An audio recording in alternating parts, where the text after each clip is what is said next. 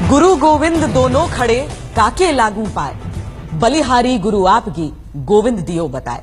गुरु और भगवान दोनों आकर सामने खड़े हो जाएं तो पहले किसके चरण स्पर्श करें?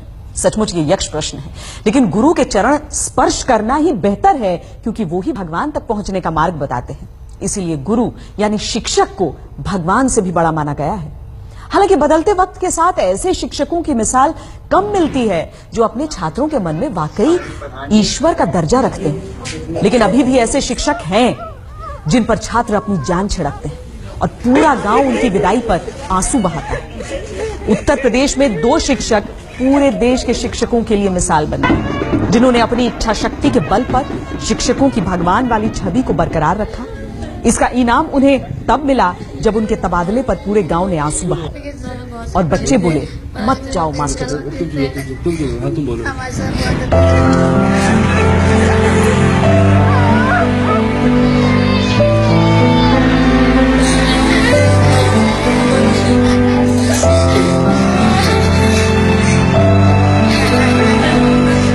जब पूरे देश में शिक्षकों की काबिलियत पर सवालिया निशान लग रहे हों, तब एक शिक्षक के विदाई समारोह में ऐसी भावुक तस्वीरें मन को सुकून देती हैं कि अभी भी ऐसे शिक्षक हैं जिन्हें भगवान माना जाए।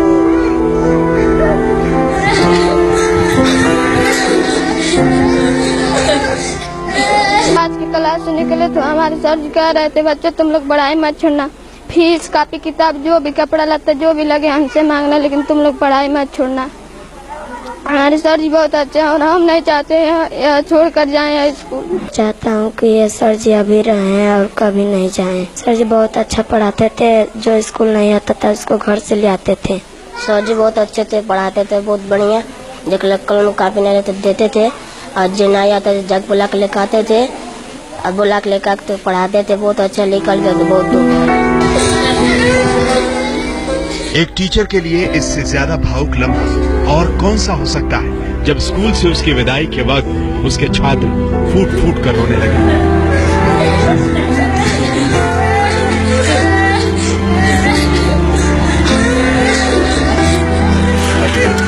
बच्चे तो बच्चे, बड़े बूढ़े भी टीचर को गले लगा लें और रूंधे हुए गले से बोले, मास्टर साहब मत जाओ।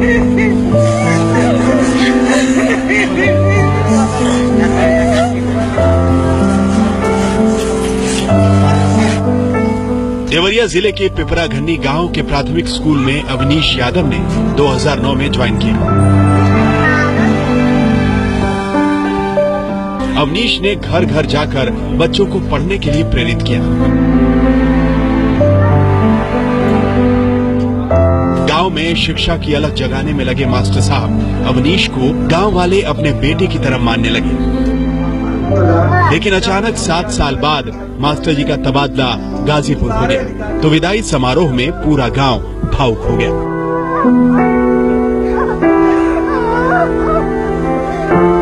एक छात्रा को जैसे ही पता चला वो भागी भागी आई और फफक फफक कर रोने लगी।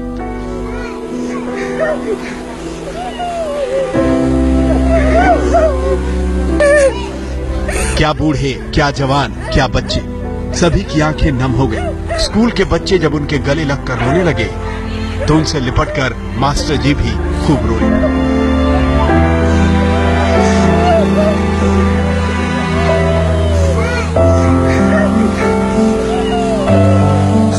खास कुछ नहीं, वही जो मेरा कर्तव्य है मैंने उसका निर्वहन अपनी ईमानदारी के साथ, निष्ठा के साथ किया था। शुरुआत में मैं आया तो थोड़ी सी नामांकन के सापेक्ष बच्चों की संख्या बहुत कम थी।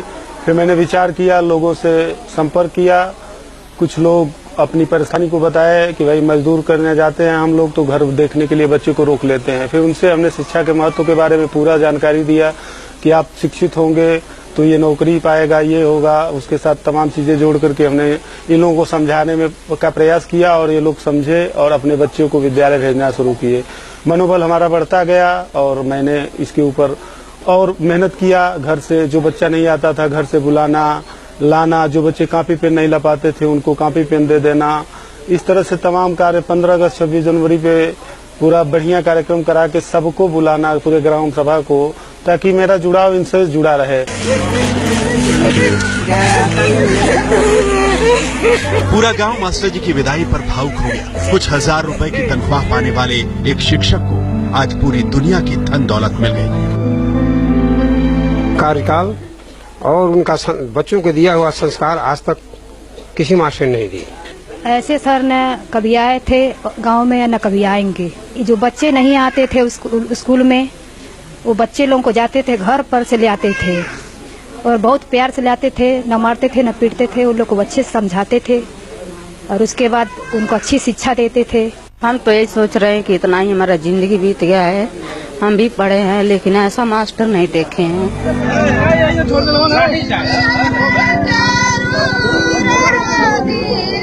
मास्टर जी जब गांव से जाने लगे तो महिलाएं मंगल गीत गाती हुई गांव के बाहर सड़क तक उनको विदा करने आईं।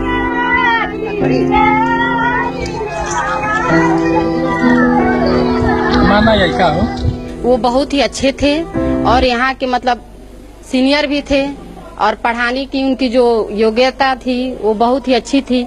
और जो बच्चे नहीं भी आते थे उनके अंदर इतना टैलेंट था कि उस बच्चे को आकर्षित करके घर से भी यहाँ पे लाते थे और बच्चे को अच्छे तरीके से पढ़ाते थे। जिसके पास मान लीजिए अभी तो सरकार बस पुस्तकें देती है, कॉपी और पेन तो देती नहीं है, लेकिन हमारे सर ऐसे थे कि बच्चे को कॉपी और पेन भी देते थे कि बच्चे कुछ सीख पाए। देवरिया में एक शिक्षक की ऐसी विदाई देखकर किसी की भी आंखों में आंसुओं का सैलाब आ जाए, लेकिन वो खुशी के ही आंसू होंगे। अविनाश जैसे टीचर कम ही मिलते हैं।